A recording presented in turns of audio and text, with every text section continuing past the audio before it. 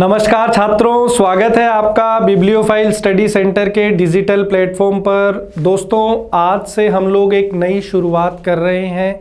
जैसा कि आपको स्क्रीन पे नज़र आ रहा है, CGL 2024 के अंदर जो प्रीलिम्स के पेपर हुए हैं उन सभी पेपर के इंग्लिश सेक्शन का सॉल्यूशन हम लोग करेंगे। मंडे टू फ्राइडे हर दिन आपको एक पेपर का सॉल्यूशन मिलेगा, शिफ्ट वाइज, डेट वाइज। और इस पेपर के सॉल्यूशन की जो PDF है वो हमारे टेलीग्राम चैनल से आप प्राप्त कर सकते हैं। टेलीग्राम चैनल की लिंक आपको डिस्क्रिप्शन में मिल जाएगी। तो दोस्तों, बिना किसी देरी के शुरू करते हैं। एक चीज़ आप ध्यान रखिएगा, प्रीवियस ईयर क्वेश्चन सिलेक्शन में बहुत इंपॉर्टेंट होते हैं। तो ये जो सीरीज़ है ये आपके लिए रामबाण साबित होगी। अगर ये सीरीज़ आपने अच्छे से देख ली तो आपको प्रीलिम्स में बिल्कुल भी कोई परेशानी नहीं होगी। तो आइए शुरू करते हैं। पहला क्वेश्चन हमारी स्क्रीन पे आ गया है दोस्तों, इसका हम लोग आंसर यहाँ पर देखते हैं।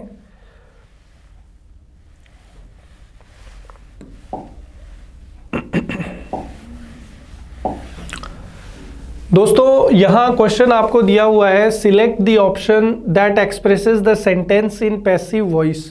हमें जो सेंटेंस दिया गया है इसका हमें पैसिव वॉइस यहाँ पे लेना है। क्या लेना है? पैसिव वॉइस यहाँ पे लेना है। तो पैसिव वॉइस लेने के लिए सीधा सा ये है कि हमें टेंस को चेक करना है। तो आपने यहाँ पर देखा कि सेकंड फॉर्म दी हुई है। यहाँ पर आपने देखा कौन सी फॉर्म दी हुई है? सेकंड फॉर्म दी हुई है। तो सेकंड फॉर्म से हमें क्या पता चल जाएगा? सेकंड फॉर्म से हमें पता चल जाएगा कि यहाँ पर कौन सा टेंस है? पास्ट सिंपल है। तो अब हमें पास्ट सिंपल का पैसिव वॉइस चेंज करना है। पास्ट सिंपल का पैसिव वॉइस का स्ट्रक्चर क्या होता है? तो आप कहेंगे पास्ट सिंपल का पैसिव वॉइस का स्ट्रक्चर होता है वॉज वर्ब के साथ थर्ड फॉर्म। वॉज कब यूज़ करेंगे? जब सब्जेक्ट हमारा सिंगुलर होगा। और वर्ब कब यूज़ करेंगे? जब सब्जेक्ट हमारा क्या होगा? प्लूरल होगा। एक्टिव वॉइस में इशिका हमारा सब्जेक्ट है, so second form verb, tiger object number 1 और यहाँ पर फॉरेस्ट ऑब्जेक्ट नंबर 2। अब एक चीज़ यहाँ पर बहुत इंपॉर्टेंट है जो ध्यान रखनी है कि ये जो टाइगर है ये हमारा इनडायरेक्ट ऑब्जेक्ट है और ये जो फॉरेस्ट है वो इस इन प्रेपोजिशन का ऑब्जेक्ट है। अब दो ऑब्जेक्ट है तो हमारे सामने चैलेंज ये है कि कौन से ऑब्जेक्ट को हमें सब्जेक्ट बनाना है। तो एक चीज़ आपको हमेशा ध्यान रखनी है कि पैसिव वॉइस बनाते समय हम लोग इनडायरेक्ट ऑब्जेक्ट को यूज़ करते हैं। कौन से ऑब्जेक्ट को यूज़ करते हैं? इनडायरेक्ट ऑब्जेक्ट को। तो दोस्तों, यहाँ पर जो दी टाइगर है वो हमारा सब्जेक्ट बन जाएगा। दी टाइगर सिंगुलर है तो इसके साथ वॉज आ जाएगा। थर्ड फॉर्म, सी की थर्ड फॉर्म क्या होती है? सीन। बाई, और बाई के साथ हम किसको जोड़ देंगे? सब्जेक्ट को। तो सब्जेक्ट हमारा कौन है? इशिका है। तो यहाँ पर तो दी फॉरेस्ट जोड़ रखा है तो ये गलत हो गया। थर्ड में देखिए, the tiger was seen by. By के बाद में यहाँ इशिका हमारा सब्जेक्ट और फिर प्रेपोजिशन के बाद हम लोग डायरेक्ट ऑब्जेक्ट को जोड़ देंगे। तो यहाँ पर क्वेश्चन नंबर 1 में ऑप्शन जो थर्ड है वो हमारा बिल्कुल करेक्ट आंसर है। इसमें कोई प्रॉब्लम नहीं है। अब हम लोग आगे बढ़ते हैं और अगला क्वेश्चन हमारी स्क्रीन पर आ गया है। इसमें दिया हुआ है, select the most appropriate synonym of the given word. Synonym आपको बताना है। तो सिनोनिम क्या होता है? तो आप कहेंगे पर्यायवाची हिंदी में, और इंग्लिश में सिनोनिम का मतलब होता है सेम मीनिंग वर्ड। वो वर्ड हमें ऑप्शन में से चूज करना है जिसका मीनिंग कैसा है? इनंडो का है। तो इनंडो का सिनोनिम हमें बताना है। दोस्तों, इनंडो का मतलब होता है कटाक्ष, या फिर हम लोग बोल सकते हैं व्यंग्य। तो इसका हिंदी मीनिंग ये होता है। तो ऑप्शंस की तरफ चलते हैं। पहला जो आपको यहाँ पे वर्ड दे रखा है प्रोज, इसका मीनिंग क्या होता है? तो दोस्तों, प्रोज का मतलब होता है ए पोयम विथ सिंपल लाइन्स एक ऐसी कविता जिसमें हमने साधारण पंक्तियों का उपयोग किया है, जिसमें कोई लय नहीं है, कोई रिदम नहीं है, ऐसी कविता को हम लोग क्या बोलते हैं? प्रोज बोलते हैं। एक वर्ड है रैग्ड। रैग्ड जो है ये फटा हुआ कपड़ा जो होता है उसको हम लोग रैग्ड बोलते हैं। अक्सर आपने सुना होगा रैग्ड जीन्स, जो कटी हुई फटी हुई जीन्स आती हैं, फैशन में रहती हैं, स्टाइलिश जीन्स भी हम लोग उनको बोलते हैं, तो वहाँ पे ये वर्ड काफ़ी यूज़ होता है, रैग्ड। एक वर्ड है हमारा क्रूड। तो क्रूड जो है ये कच्चे के लिए आता है, रॉ बोल सकते हैं। साथ ही साथ खुरदरे के लिए भी हम लोग क्रूड को यूज़ करते हैं। तो रफ जो है ये भी इसका सिनोनिम हो सकता है। तो यहाँ हमारा आंसर जो है दोस्तों वो है इनसिनुएशन, क्योंकि इनसिनुएशन का मतलब भी क्या होता है? किसी पर कोई कटाक्ष करना या व्यंग करना। तो इनंडो का सिनोनिम क्या हो जाएगा? इनसिनुएशन हो जाएगा। आगे बढ़ते हैं दोस्तों और क्वेश्चन नंबर 3 पे चर्चा करते हैं। सेंटेंस इंप्रूवमेंट का क्वेश्चन है। जो अंडरलाइन पार्ट है उसको हमें चेक करना है कि क्या ये अंडरलाइन पार्ट ग्रामेटिकल ठीक है या नहीं। दोस्तों इसने कहा है Spy Family is a graphic novel that is a narrative work in which the story is conveyed to the reader using uninterrupted art in a traditional comics format. देखो Spy Family, spy word का मतलब क्या होता है वो देख लीजिए। Spy का मतलब होता है दोस्तों जासूस। तो ये कह रहे हैं कि स्पाई फैमिली नाम से एक ग्राफिक नोवेल है। ग्राफिक नोवेल कौन सा नोवेल होता है?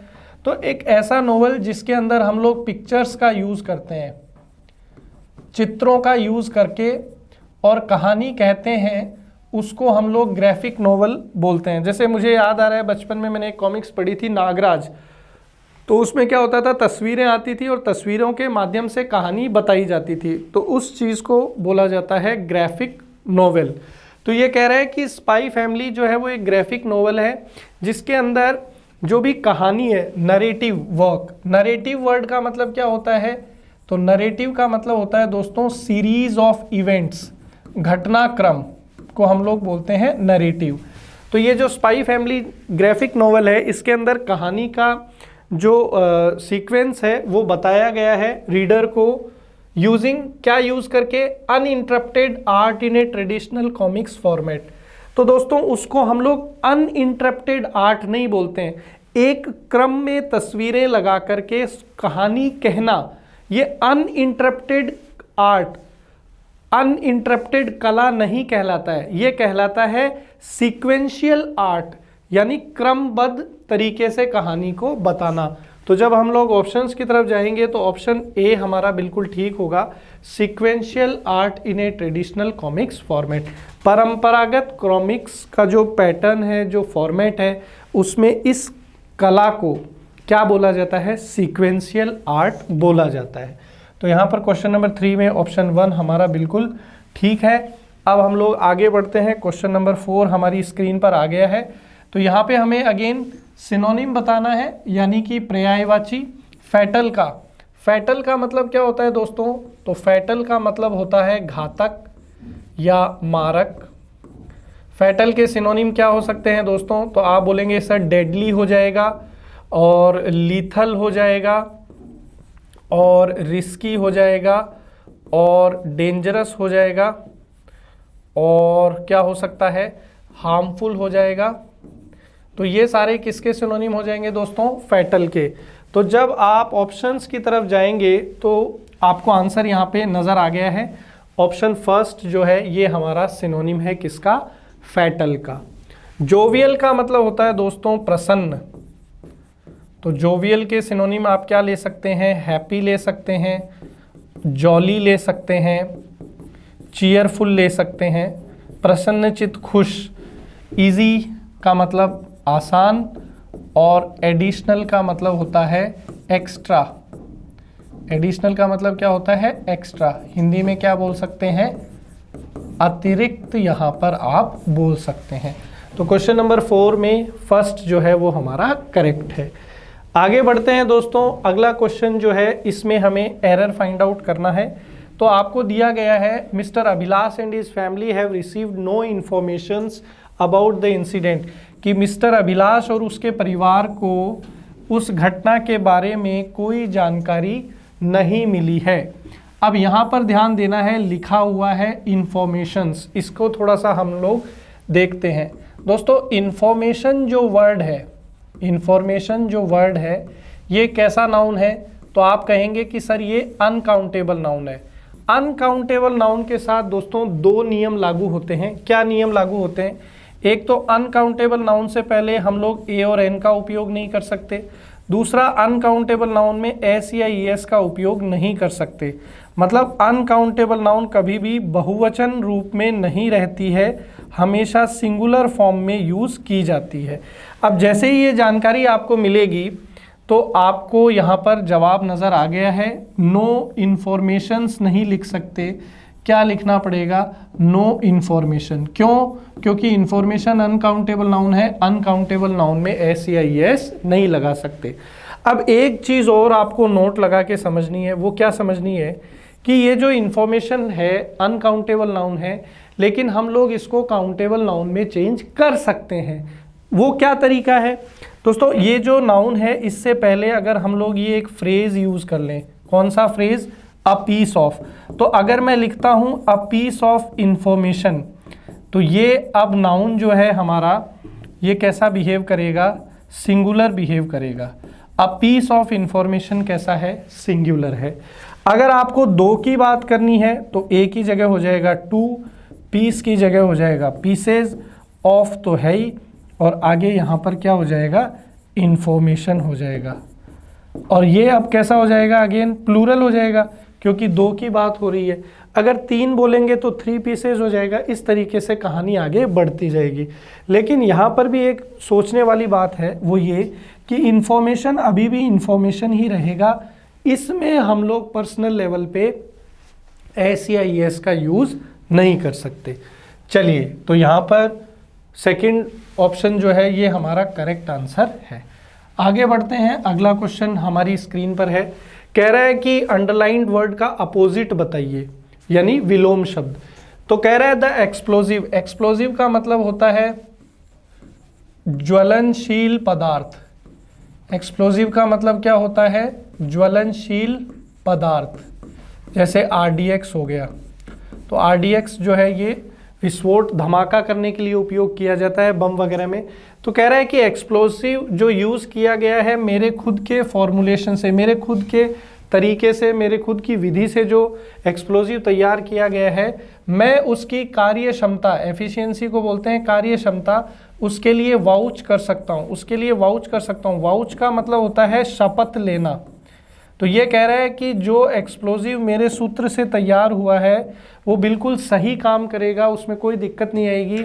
मैं उसकी कार्य क्षमता की सौगंध खा सकता हूँ, उसके लिए जो है कसम खा सकता हूँ। अब यहाँ पर वर्ड्स के मीनिंग चेक करते हैं। इसका अपोजिट बताना है अपने को। दोस्तों मेंटेन का मतलब होता है बनाए रखना। सर्टिफाई का मतलब होता है किसी चीज़ को सत्यापित करना कि कोई चीज़ बिल्कुल ठीक है, उसकी सत्यता को उजागर करना। विटनेस का मतलब होता है दोस्तों गवाह। और इनवैलिडेट का मतलब होता है दोस्तों सत्यता पर संदेह। इनवैलिडेट का मतलब होता है सत्यता पर संदेह। तो जैसे ही हमने ये मीनिंग लिखे तो आपको आंसर नज़र आ गया कि भी वाउच का अर्थ तो था कि हम लोग किसी चीज़ की सत्यता की शपथ ले सकते हैं, और इनवैलिडेट का मतलब होता है कि हमको किसी चीज़ की सत्यता पर क्या है? संदेह है, डाउट है। तो ये एंटोनिम वाउच के लिए क्या हो जाएगा? इनवैलिडेट हो जाएगा। आगे बढ़ते हैं दोस्तों। अगला क्वेश्चन हमारी स्क्रीन पर आ चुका है। ये कह रहा है कि फिल इन द ब्लैंक्स आपको करना है, उचित शब्द लिखना है। कह रहा है Vinod had a dash escape in the car accident, कि विनोद जो है वो कार एक्सीडेंट में बाल बाल बचा। एस्केप का मतलब होता है बाल बाल बचना। एस्केप का अगर सिंगल लेवल पे मीनिंग देखें तो एस्केप का मतलब होता है कहीं से बच निकलना, कहीं से बच निकलना। अब ये जो शब्द है इनके मीनिंग अगर अपन देखें तो फुल का मतलब क्या होता है? तो फुल का मतलब होता है भरा हुआ। वाइड का मतलब क्या होता है? चौड़ा। और नैरो का मतलब होता है सकड़ा। और कंफर्टेबल का मतलब होता है आरामदायक। तो अगर हम लोग देखें तो यहाँ पर चारों ही मीनिंग हमें डिफरेंट नज़र आएंगे, लेकिन हमारे पास एक ईडियम होता है, अंग्रेज़ी में मुहावरा होता है। वो मुहावरा जो है दोस्तों वो है क्लोज शेव। अब ये जो मुहावरा है क्लोज शेव, इसका अर्थ होता है नैरो एस्केप। इसका अर्थ क्या होता है? Narrow escape. नैरो एस्केप को हिंदी में अपन बोलते हैं बाल बाल बचना, कि भी बहुत खतरनाक सिचुएशन है, रिस्की सिचुएशन है, वहाँ से अगर अपन बाल बाल बच के निकल गए तो उसको बोलते हैं नैरो एस्केप। तो एस्केप यहाँ पर आपको दिया हुआ है। तो इन चारों में से सबसे जो एप्रोप्रिएट वर्ड है जो एस्केप के साथ एसोसिएट किया जा सकता है वो है नैरो एस्केप, क्योंकि इससे आपको कंप्लीट मीनिंग मिलेगा कि विनोद जो है वो एक्सीडेंट में बाल बाल बच गया। तो Vinod had a narrow escape. आगे बढ़ते हैं दोस्तों। अगला क्वेश्चन, अपने को गलत स्पेलिंग पकड़नी है कि कौन सी स्पेलिंग गलत है। दोस्तों इम्बेरेस की स्पेलिंग बिल्कुल ठीक है। इम्बेरेस का मतलब होता है शर्मिंदा करना। इम्बेरेस का मतलब क्या होता है? शर्मिंदा करना।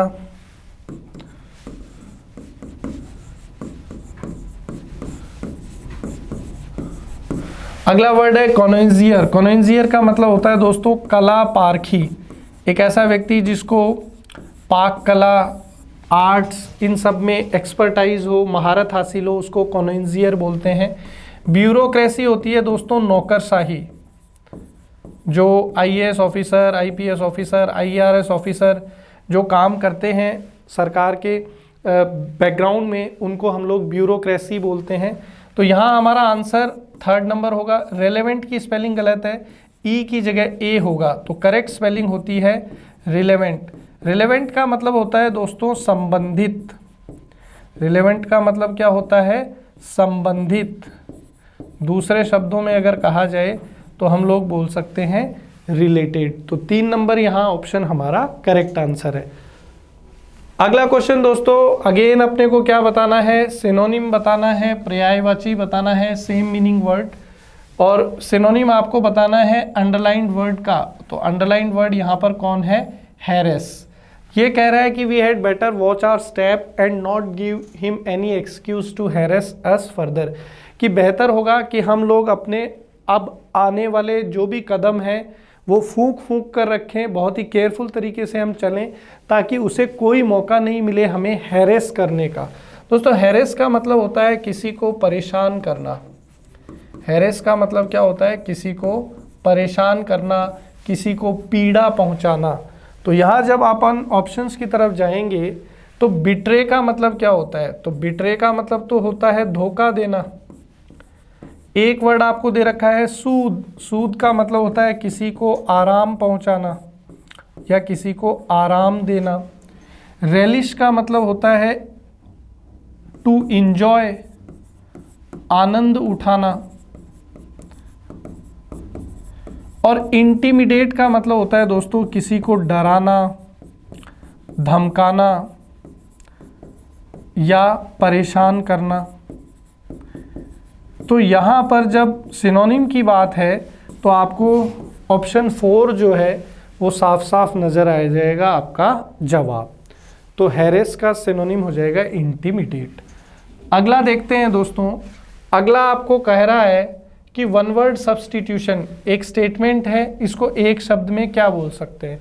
कह रहा है ए short interesting story about a real person और इवेंट। किसी व्यक्ति या घटना से संबंधित एक छोटी और रोचक कहानी को क्या कहते हैं? तो किसी व्यक्ति या घटना से संबंधित जो छोटी रोचक कहानी है उसको हम लोग एनिक्डोट बोलते हैं। क्या बोलते हैं दोस्तों? एनिक्डोट। पोएम का मतलब आप जानते ही हैं, पोएम का मतलब होता है कविता। स्केच का मतलब आप जानते ही हैं कि कोई तस्वीर, फोटो वगैरह बनाना।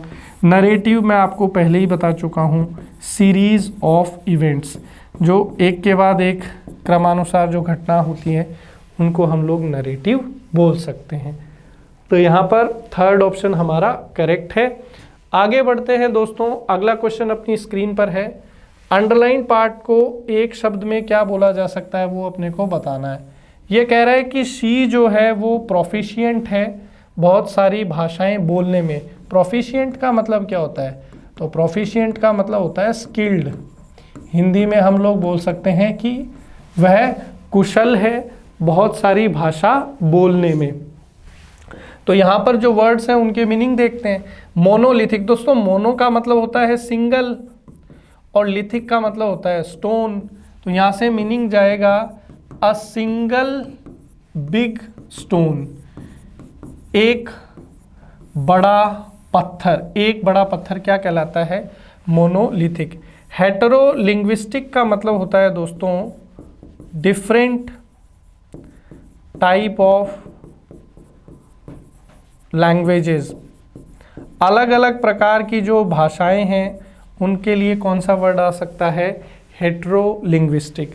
ये जो हेटेरो रूट वर्ड है ये डिफरेंट के लिए आता है और लिंग्विस्टिक जो वर्ड है ये किससे रिलेट करता है? लैंग्वेज यानी कि भाषा से। बाई का मतलब होता है टू और लिंगुअल अगेन लैंग्वेज से संबंधित। तो बाईलिंगुअल की अगर मैं बात करूं तो इसका अर्थ होता है द्विभाषी, दो भाषाओं से संबंधित। मल्टी का मतलब होता है मैनी और लिंगुअल मतलब लैंग्वेज। तो यहाँ पर मल्टीलिंगुअल का मीनिंग आ जाएगा बहुभाषी। और यही हमारा उत्तर भी है क्योंकि हमारा प्रश्न ये था कि शी जो है वो एक से ज़्यादा भाषा बोलने में कुशल है, प्रोफिशिएंट है, स्किल्ड है। तो शी क्या है? मल्टीलिंगुअल है। आगे बढ़ते हैं दोस्तों। अगला क्वेश्चन आपकी स्क्रीन पर आ गया है। आपको एक मुहावरा यहाँ पर दिया है, उसका अर्थ बताना है। कह रहा है to have bigger fish to fry. तो to have bigger fish to fry का अर्थ होता है दोस्तों बड़ा या महत्वपूर्ण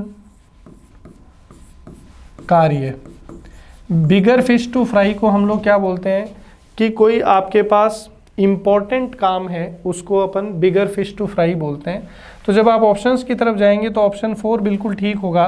to have bigger things to take care of then the menial task at hand. Menial का मतलब होता है स्मॉल, छोटा। तो आपके पास कोई छोटा काम है परंतु आपको आगे कोई बड़ा काम करना है, इंपॉर्टेंट काम करना है, तो बिगर फिश टू फ्राई, बड़ा या महत्वपूर्ण कार्य। अगला जो क्वेश्चन है दोस्तों उसके अंदर आपको एरर फाइंड आउट करना है। कह रहा है कि my brother performed extremely good in the class test held yesterday. कि मेरे भाई ने बहुत अच्छा परफॉर्म किया था क्लास टेस्ट में जो पिछले कल हुआ था। अब यहाँ पर दोस्तों परफॉर्म वर्ब है। इस वर्ब की विशेषता कोई एडवर्ब बताएगा और एक एडवर्ब की विशेषता कोई दूसरा एडवर्ब बता सकता है। भाई पहला अर्थ तो ये हो सकता है वाक्य का कि भाई मेरे भाई ने अच्छा परफॉर्म किया था, दूसरा मेरे भाई ने बहुत अच्छा परफॉर्म किया था। तो ये एक्सट्रीमली जो एडवर्ब है ये यहाँ एक एडवर्ब को क्वालिफाई करेगा, जबकि गुड आपने लिख के दे दिया सेंटेंस में। गुड क्या है? एडजेक्टिव। अब परफॉर्म वर्ब की विशेषता एडजेक्टिव तो नहीं बता सकता, एडवर्ब बता सकता है। तो इस एडजेक्टिव को एडवर्ब से रिप्लेस करेंगे और वो एडवर्ब कौन सा होगा? वेल होगा। तो आपका जो करेक्ट सेंटेंस होगा वो ये होगा, my brother performed extremely well in the class test held yesterday. कि कल जो क्लास टेस्ट हुआ था उसमें मेरे भाई ने बहुत ही शानदार प्रस्तुति दी थी। तो यहाँ पर 4 नंबर जो है ये हमारा आंसर होगा। एक्सट्रीमली गुड की जगह क्या होगा? Extremely well. तो 13 में 4th ठीक है। आगे बढ़ते हैं। अगला क्वेश्चन आपकी स्क्रीन पर कह रहा है कि सिनोनिम बताओ, पर्यायवाची बताओ। किसका पर्यायवाची बताना है? टॉक्सिक का। तो दोस्तों टॉक्सिक का मतलब होता है जहरीला। टॉक्सिक का मतलब होता है जहरीला। तो यहाँ पर अपन बोल सकते हैं पॉइजनस। अब जो वर्ड्स हैं इनके मीनिंग देख लेते हैं तो वहाँ से आपको सिनोनिम मिल जाएगा। दोस्तों लॉडेटरी का मतलब होता है प्रशंसनीय, कि जिसकी प्रशंसा की जाए। इसके लिए अपन वर्ड क्या ले सकते हैं? प्रेज वर्दी ले सकते हैं। ठीक है। लैंकी का मतलब होता है दोस्तों टॉल एंड थिन, पतला और लंबा जो है वो लैंकी, उसको अपन बोलते हैं। लिसिट का मतलब होता है दोस्तों लीगल, कानूनन जो चीज़ सही है, मान्य है, उसको हम लोग लिसिट बोलते हैं। लीथल का मतलब हो जाएगा दोस्तों घातक, या हम लोग बोल सकते हैं मारक। तो भाई टॉक्सिक जहरीला, तो जहरीली चीज़ जो है वो हमारे लिए क्या है, लीथल है, घातक है, उससे हमारी मृत्यु भी हो सकती है। तो यहाँ पर टॉक्सिक का सिनोनिम क्या हो जाएगा, लीथल हो जाएगा दोस्तों। तो 14 में 3 नंबर सही है। आगे बढ़ते हैं, वन वर्ड सब्स्टिट्यूशन। तो ये कह रहा है दोस्तों, एक ऐसा व्यक्ति जो तर्क वितर्क करना पसंद करता है, आर्ग्यू करना पसंद करता है, उसको हम लोग क्या बोलते हैं। तो दोस्तों रेटिसेंट का तो मतलब होता है शांत, साइलेंट, ऐसा व्यक्ति जो कम बोलता है। कावर्ड का मतलब होता है दोस्तों कायर, टिमिड भी बोल सकते हैं। और एक वर्ड है अपने पास यहाँ पे वेरासियस। वेरासियस का मतलब होता है सत्य, यानी कि ट्रू, यानी कि रियल, यानी कि जेन्युइन। तो यहाँ आंसर होगा कॉन्टेंशियस। कॉन्टेंशियस का मतलब होता है तर्क वितर्क करने वाला व्यक्ति। तो यहाँ 15 में 4 करेक्ट है।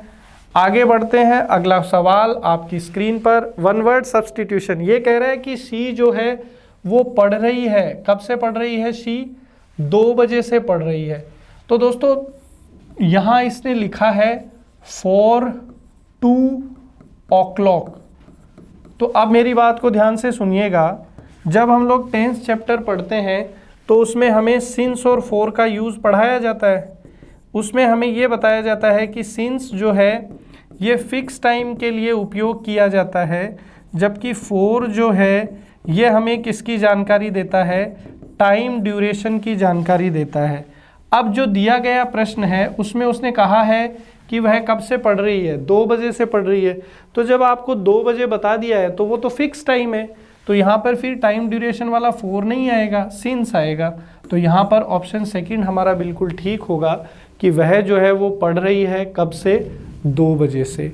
तो क्वेश्चन नंबर 16 में ऑप्शन सेकंड हमारा बिल्कुल ठीक है। आगे बढ़ते हैं, अगला सवाल प्रश्न संख्या 17 हमारी स्क्रीन पर। हमें वो स्पेलिंग पकड़नी है जो कैसी है, इनकरेक्टली है, गलत स्पेलिंग हमें बतानी है। तो पहली है रिकैप्चर। तो रिकैप्चर की स्पेलिंग बिल्कुल ठीक है। कैप्चर का मतलब होता है किसी चीज़ पर कब्जा करना, और री का मतलब होता है पुनः, दोबारा, अगेन। तो रिकैप्चर का मीनिंग हो जाएगा पुनः किसी चीज़ पर कब्जा करना।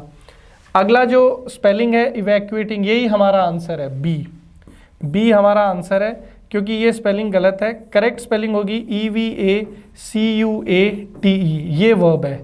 तो इसका जो ING फॉर्म है वो होगा EVACUATING, इवैक्यूएटिंग। अब इवैक्यूएटिंग का मतलब क्या होता है, तो इवैक्यूएटिंग का मतलब होता है दोस्तों कि खतरे वाले स्थान से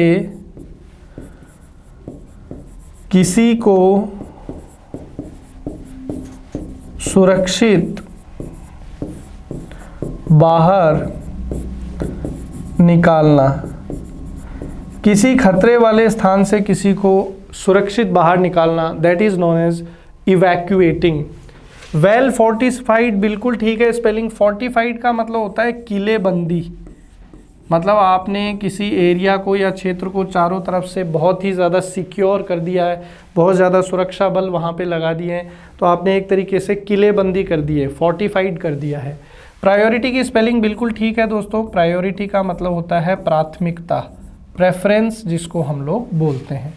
तो यहाँ पर हमारा जो है ऑप्शन बी पार्ट, ये वाली स्पेलिंग गलत है, फर्स्ट ऑप्शन करेक्ट आंसर है। ठीक है, चलिए अगला क्वेश्चन आ गया है। इसमें हमें एक्टिव वॉइस बताना है, पैसिव में हमें दिया हुआ है। तो लवली ट्यून्स हमारा सब्जेक्ट है, आर हमारा हेल्पिंग वर्ब है, कंपोज्ड हमारा मेन वर्ब है, और बाई प्रेपोजिशन के बाद डोमिनिका हमारा ऑब्जेक्ट है। तो दोस्तों हम लोग जानते हैं कि इज़एमआर के साथ यदि हमें क्या मिल जाए, थर्ड फॉर्म मिल जाए, तो ये किसका पैसिव वॉइस का स्ट्रक्चर है। तो आप बोलेंगे कि सर ये प्रेजेंट सिंपल का पैसिव वॉइस है। किसका पैसिव वॉइस है? प्रेजेंट सिंपल का। तो जब आप प्रेजेंट सिंपल के एक्टिव वॉइस की तरफ जाएंगे तो वहाँ पर या तो फर्स्ट फॉर्म या फर्स्ट फॉर्म के साथ एस या ईएस इसका उपयोग करेंगे। फर्स्ट फॉर्म का उपयोग कब करेंगे? जब सब्जेक्ट प्लूरल होगा, और फर्स्ट फॉर्म के साथ एस या ईएस का उपयोग तब करेंगे जब सब्जेक्ट कैसा होगा? सिंगुलर होगा। तो अगर फर्स्ट फॉर्म की बात करें तो यहाँ डोमिनिका इधर आके सब्जेक्ट बनेगा एक्टिव में, और इसके साथ डोमिनिका सिंगुलर है तो सिंगुलर वर्ब चाहिए, मतलब हमें वो वर्ब चाहिए जिसमें एस या ईएस लगा हुआ है। तो यहाँ पर कंपोज्ड है तो ये नहीं होगा, यहाँ पर विल कंपोज है, ये फ्यूचर सिंपल है तो ये चला गया। तो डोमिनिका कंपोजेज दो जगह है, तो बी और डी में से आंसर हो सकता है। फिर यहाँ इसने लिखा है ट्यून्स लवली, जबकि सब्जेक्ट क्या है? लवली ट्यून्स, जो आके इधर ऑब्जेक्ट बनेगा। तो यहाँ पर ऑप्शन 4 हमारा बिल्कुल ठीक है। डोमिनिका सब्जेक्ट, ये फर्स्ट फॉर्म के साथ एस या ईएस, और ये ऑब्जेक्ट। तो ये प्रेजेंट सिंपल का एक्टिव वॉइस स्ट्रक्चर हो गया, डोमिनिका कंपोजेज लवली ट्यून्स। तो ऑप्शन डी हमारा बिल्कुल करेक्ट है। आगे बढ़ते हैं दोस्तों, अगला question number 20, one word substitution का क्वेश्चन आ गया। कह रहा है unit of weight for precious stones. Precious का मतलब क्या होता है? कीमती। जो कीमती पत्थर हैं उनके लिए वजन की इकाई कौन सी होती है? तो दोस्तों हम लोग जानते हैं प्योर का मतलब तो क्या होता है? शुद्ध होता है। प्योर का मतलब क्या होता है? शुद्ध। रिलायबल का मतलब होता है जिस पर भरोसा किया जा सके, यानी कि भरोसेमंद। और एक्यूरेट का मतलब होता है सटीक। तो ये तो कहीं से कहीं इकाई नज़र नहीं आ रहे, तो आंसर हमारा क्या हो जाएगा? कैरेट। और आपने सुना भी होगा 22 कैरेट गोल्ड, आपने सुना होगा 24 कैरेट गोल्ड। तो ये सोने की वजन की इकाई तो है, और सोना भी एक कीमती धातु है। तो इसके अलावा जो कीमती पत्थर होते हैं, नीलम हो गया, मूंगा हो गया, है ना, तो ये सारे पत्थर जो होते हैं इनका भी वेट कैरेट में किया जाता है। तो यहाँ पर थर्ड ऑप्शन जो है ये हमारा बिल्कुल ठीक है। आगे बढ़ते हैं दोस्तों, अगला क्वेश्चन जो है इसके अंदर हमें क्या करना है? सिनोनिम, पर्यायवाची बताना है। किसका पर्यायवाची बताना है? एल्ट्रुइस्टिक का। तो दोस्तों एल्ट्रुइस्टिक की कहानी समझते हैं। वर्ड है सबसे पहले एल्ट्रुइज्म। वर्ड क्या है? एल्ट्रुइज्म। एल्ट्रुइज्म नाउन है। एल्ट्रुइज्म का मतलब होता है परोपकार। एल्ट्रुइज्म का मतलब क्या होता है? परोपकार। इसके बाद में अगला जो वर्ड है यहाँ से जो निकलता है वो निकलता है एल्ट्रुइस्ट। कई बार ये एसएससी ने वन वर्ड में पूछा है। एल्ट्रुइस्ट का मतलब होता है परोपकारी, और इससे रिलेटेड बहुत सारे वर्ड एग्जाम में पूछे हुए हैं। अगला जो यहाँ से वर्ड रिलेट करता है वो है बेनेवोलेंट। बेनेवोलेंट का अर्थ भी क्या है? परोपकारी। परोपकारी क्या होता है? जो दूसरे लोगों की मदद करता है, दूसरों की मदद करने वाला, दूसरों की मदद करने वाला। फिर यहाँ से एक और इम्पोर्टेंट वर्ड निकलता है जो आपके एग्जाम में यूज़ होता है, वो है जेनरस। ये भी कई बार आपसे परीक्षा में पूछा गया है। फिर यहाँ से एक और वर्ड कई बार देखने को मिलता है, वो है फिलैंथ्रोपी।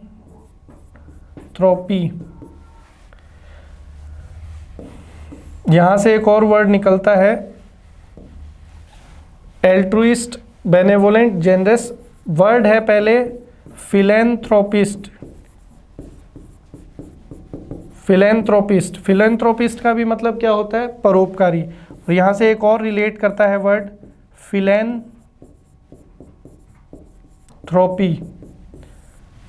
तो फिलैंथ्रोपी और फिलैंथ्रोपिस्ट ये भी परोपकार से संबंधित हैं, परोपकार और परोपकारी। तो अब यहाँ पर आपके सामने आंसर बिल्कुल क्लियर है। एल्ट्रुइस्टिक एडजेक्टिव फॉर्म है एल्ट्रुइज्म का, और उसका एडजेक्टिव फॉर्म क्या है? फिलैंथ्रोपिक। कैसे पता चला adjective?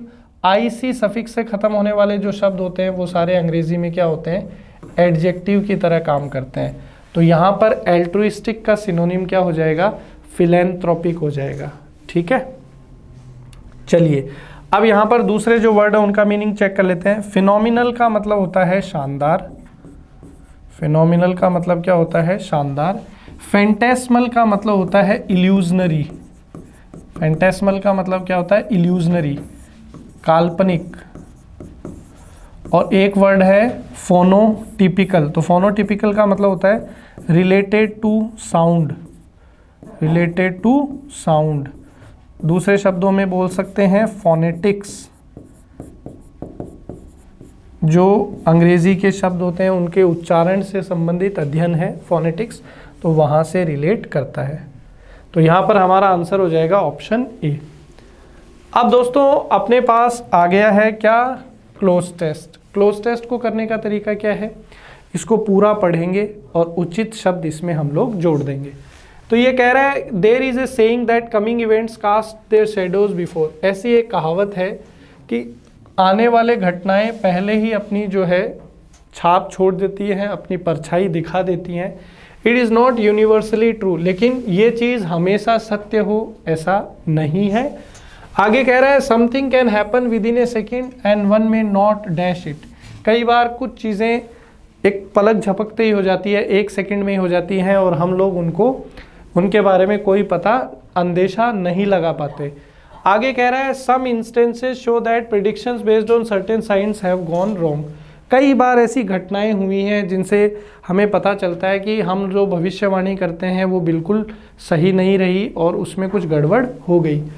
People generally say that natural calamities can be predicted by observing the animals. लोगों का अक्सर ऐसा कहना है कि कोई घटना होने वाली है, उसके बारे में हम लोग जानवरों की गतिविधियां देखकर पता लगा सकते हैं, क्योंकि कई बार कुछ अशुभ होने वाला होता है तो उससे पहले जानवर जो है कुछ ऐसी गतिविधियां करने लग जाते हैं कि जिससे हमें पता चल सकता है कि यार कुछ गड़बड़ होने वाली है, भूकंप आने वाला है या कोई जो है बिजली गिरने वाली है, ऐसा कुछ। आगे कह रहा है but what if animals are suffering from disease and don't show any science before the event appears. लेकिन ये कह रहा है कि कई बार ऐसा हो सकता है कि जो जानवर है वो बीमार है, तो हो सकता है कि कोई ऐसी घटना होने वाली है तो वो कोई ऐसे लक्षण अपने को नहीं दिखाए जिससे हम लोग ये पता लगा सकें कि यार कुछ अशुभ घटित होने वाला है। They may fail to make peculiar sounds और action about the events which are going to take place. वो ऐसी ध्वनि नहीं निकाल पाए, ऐसी गतिविधियां नहीं कर पाए जिससे अपने को पता लग सके अशुभ घटना का। Some unnatural calamities that are likely to appear में forecast their shadows by some bad omens. कई बार कुछ अप्राकृतिक घटनाएं जैसे भूकंप हो गया, बिजली गिरना हो गया, कुछ ऐसी घटनाएं जो हैं वो अपने होने से पहले कुछ अशुभ संकेत दे सकती हैं, तो उससे हम पता लगा सकते हैं कि यार कुछ गलत होने वाला है। Dash we should not completely cancel out the possibilities that animal can sense certain unnatural happenings. तो इसलिए इस चीज़ में भी कोई दो राय नहीं है कि कई बार जो जानवर हमें अशुभ के संकेत देते हैं उनको हम बिल्कुल नहीं नकार सकते। बहुत बार जानवर हमें संकेत देते हैं और उनसे हम लोग अशुभ घटना के बारे में पता लगा सकते हैं। तो ये हमारा पूरा पैसेज है। हम अब ऑप्शंस की तरफ जाएंगे। पहला कह रहा है कि ये कहावत है कि भाई अशुभ घटनाएं होने से पहले अपनी इशारा दे देती है, परंतु ये हमेशा सत्य नहीं है। तो हमेशा सत्य नहीं है मतलब हमें डाउट का भाव प्रकट करना है। देखो देयरफॉर जो है ये तो कारण बताता है, रीज़न बताता है। हाउएवर जो है ये किसी चीज़ को जोड़ने के संदर्भ में है, हालांकि इसका मीनिंग है। फर्दर मोर मतलब इन एडिशन, फर्दर मोर का मतलब होता है इन एडिशन, और मोर ओवर का मतलब होता है डाउट। तो यहाँ सबसे पहले डाउट ही आएगा कि भाई कह रहा है there is a saying that upcoming events cast their shadows before, moreover it is not universally true. Moreover जो है ये एड ऑन करने के लिए, सॉरी मोर ओवर डाउट के लिए नहीं है, मोर ओवर किसी चीज़ को ऐड करने के लिए है, और हाउ एवर जो है ये आपका डाउट बताता है। तो यहाँ पर डाउटफुल सिचुएशन ही है कि भाई पहले जो अशुभ घटना होने वाली है कई बार वो अपना इशारा देती है। How ever it is not universally true, हालांकि ये चीज़ हमेशा सत्य हो इसकी कोई गारंटी नहीं है। अगले क्वेश्चन की तरफ चलते हैं। फिर इसने कहा something can happen with in A second and one में नॉट डैश इट, कि कई बार ऐसी कोई घटनाएं हो जाती हैं जिनको हम लोग नहीं देख पाते, तो उनको नहीं देख पाते। तो लीगलाइज मतलब किसी चीज़ को कानूनी रूप से ठीक करना, रिसाइन का मतलब किसी चीज़ को देखना, अफेक्ट मतलब प्रभावित करना। फोरसी यहाँ पर हमारा आंसर हो जाएगा कि कई बार जो है हम लोग उसको, जो कुछ गलत होने वाला होता है उसको हम लोग पहले सेंस नहीं कर पाते, पहले देख नहीं पाते। It dash some instances show that predictions based on certain science have gone wrong. और इसके साथ साथ कई बार ऐसा होता है कि कोई गलत चीज़ होने वाली होती है, हम उसकी प्रेडिक्शन भी कर देते हैं, फिर भी वो हमारी जो भविष्यवाणी है वो सही नहीं जाती। मतलब हम अपने विचार में एक चीज़ जोड़ रहे हैं और ऐड करने के लिए भी देयरफॉर कारण बताता है, नेवरदलेस जो है किसी चीज़ को बैलेंस है, हाउएवर हालांकि, डाउट, मोरओवर, एडिशनल। तो यहाँ पर थर्ड में मोरओवर आ जाएगा कि भाई कई बार जो है हम लोग भविष्य की घटना देख नहीं पाते, साथ ही साथ प्रेडिक्शन जो करते हैं वो भी हमारा गलत हो जाता है। तो थर्ड में मोरओवर आ जाएगा। आगे बढ़ेंगे और फिर उसने कहा कि भाई ये जानवरों को कई बार बीमारी होती है तो वो नहीं बता पाते, नए इवेंट्स को, साउंड्स नहीं निकाल पाते हैं। Dash some unnatural calamities that are likely to appear में forecast their shadows by some bad omens. लेकिन बोल रहा है इसके साथ साथ कई बार जो अशुभ घटनाएं होने वाली है, अप्राकृतिक घटनाएं होने वाली है, वो अपना कोई संकेत भी दे देती हैं। तो के साथ साथ क्या मीनिंग लेना है, के साथ साथ, इन एडिशन टू। और इन एडिशन टू के लिए कौन सा वर्ड हो सकता है, देखो बिसाइड्स का मतलब होता है इन एडिशन टू, के साथ साथ, तो ये हमारा आंसर हो जाएगा। देयरफॉर कारण बताता है, रीजन, सेकेंडली मतलब द्वितीय, और डेस्पाइट का मतलब के बावजूद। तो यहाँ पर कौन सा ठीक हो जाएगा, बिसाइड्स। तो यहाँ पर फोर्थ में बिसाइड्स हो गया। फिर कह रहा है कि may forecast their shadows by some bad omens dash we should not completely cancel out the possibilities that animal can sense certain unnatural happenings। तो अंतिम हमारे पास जो निष्कर्ष आया वो ये आया कि हम लोग इस चीज़ को बिल्कुल सरे से नहीं नकार सकते कि जानवर हमें कई बार अशुभ का संकेत देते हैं। तो देयरफॉर, क्योंकि ये अपने को रीज़न बताता है किसी चीज़ का, कंक्लूजन के समय हम लोग इसका उपयोग करते हैं। तो यहाँ पर फिफ्थ ऑप्शन में जो है देयरफॉर हमारा आ जाएगा। तो दोस्तों इसी के साथ ये पेपर का सॉल्यूशन हमारे यहाँ कंप्लीट हुआ। इसकी पीडीएफ आपको हमारे टेलीग्राम चैनल पे मिलेगी, जिसका लिंक आपको डिस्क्रिप्शन बॉक्स में मिल जाएगा। तो वहाँ से आप हमारा चैनल ज्वाइन कर सकते हैं। वीडियो को लाइक करें अगर आपको पसंद आए तो, अपने कमेंट्स के माध्यम से आप अपने सवाल हम तक पहुँचा सकते हैं। मिलते हैं अगले सेशन में, तब तक के लिए जय हिंद।